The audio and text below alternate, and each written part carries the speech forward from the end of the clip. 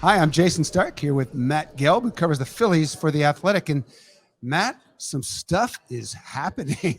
Stuff is happening. The Phillies have agreed to a deal with Trea Turner for 11. 11 years. That's what I meant to say. For 11 years, $300 million. And just tell me what your reaction was when this news began to break. I mean, they got the guy they wanted.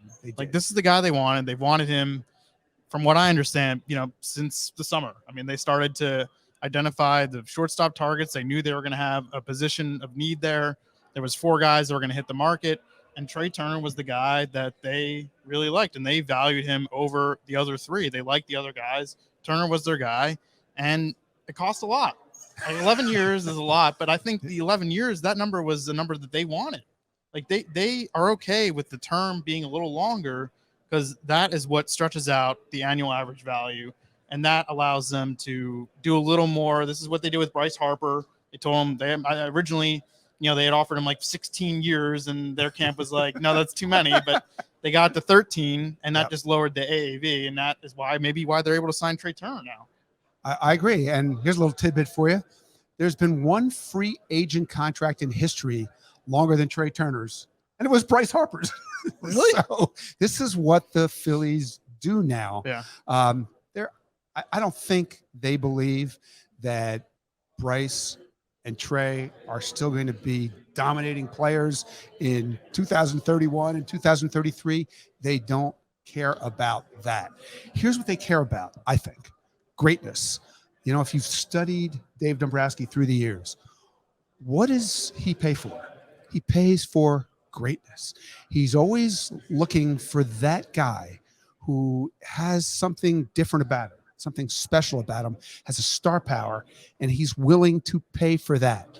And doesn't it feel like he's got the perfect owner now to match the way he goes about it? Well, I mean, they got a taste of it in the postseason, and I think that ownership, once they got that taste, they want to do everything they can to get back there. And this deal, like you said, they don't care about 2031. This deal is about the next 4 to 5 years. Yeah, and if they can win a World Series in the next 4 to 5 years, maybe 2 World Series in the next 4 to 5 years, then it doesn't matter what happens in the remainder of that contract because there will be a flag or 2 flags flying. And I think one thing about Dombrowski since he's taken over the Phillies, Jayson, is that look at what he's done up the middle, right? There has been intense focus up the middle.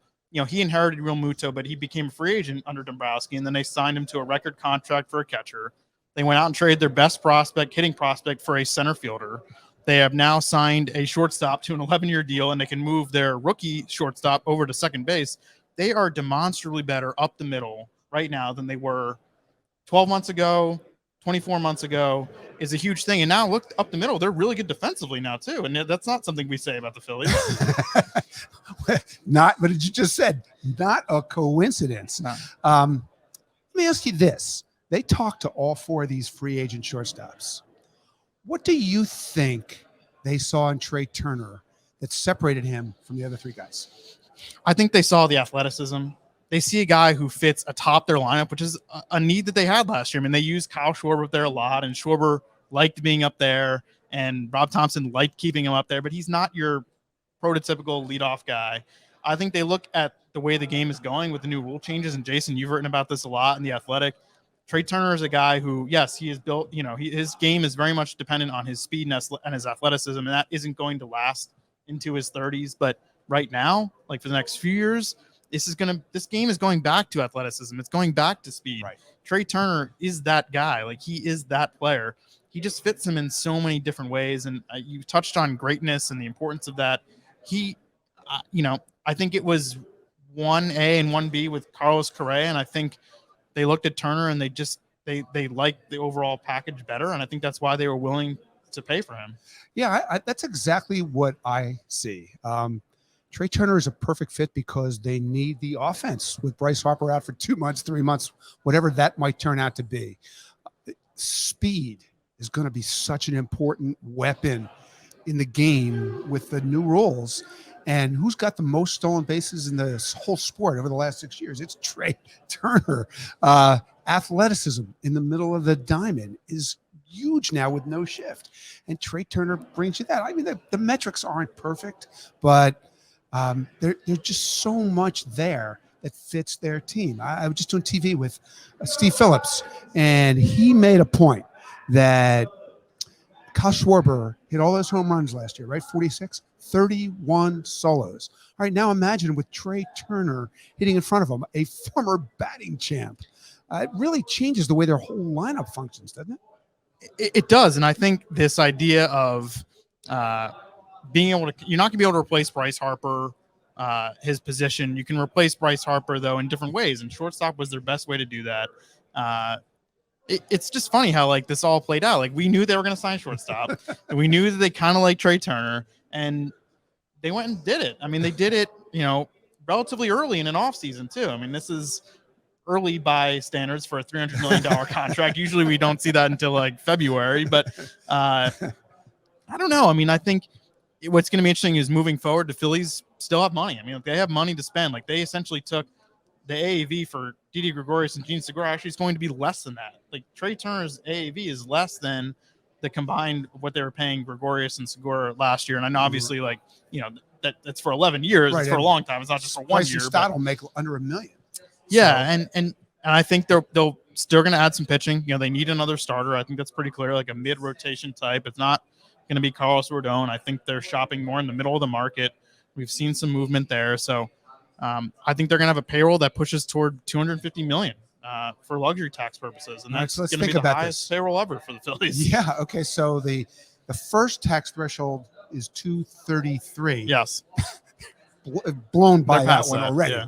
But the second threshold is 253, and yes. that carries some big penalties. It's not just tax rate. I mean, you start your international, affects your international signing. It pushes you backward in the draft. Are we at the point where the John Middleton, Dave Dombrowski Phillies are so locked in on what it takes to win now that they can actually ignore that threshold too? No. But I think they're going to get real close to it. I mean, I think they're going to push 250. I really do. And they'll probably leave themselves a little bit of wiggle room for a summertime trade, right? But I don't know. I look at them. A lot of this offseason is about capturing the momentum that they got in October and November. And that requires spending money in this case. They have some pitching prospects coming, but they don't have any hitting prospects of note in the higher minors. And that means they're going to have to pay for it. And did they pay a lot? Yeah. Is the end of the Trea Turner deal going to be ugly? Perhaps. But they're paying for the first 5 or 6 years. They have players in their prime. They have some younger pitchers coming. It's a pretty exciting time, I think, for the Phillies. I mean, and look, ownership has stepped up. I mean, they're going to have the highest payroll in club history next year. They are. And, I remember being on the field after the Phillies won the NLCS, and they were headed for the World Series. And John Middleton was on the field after that game.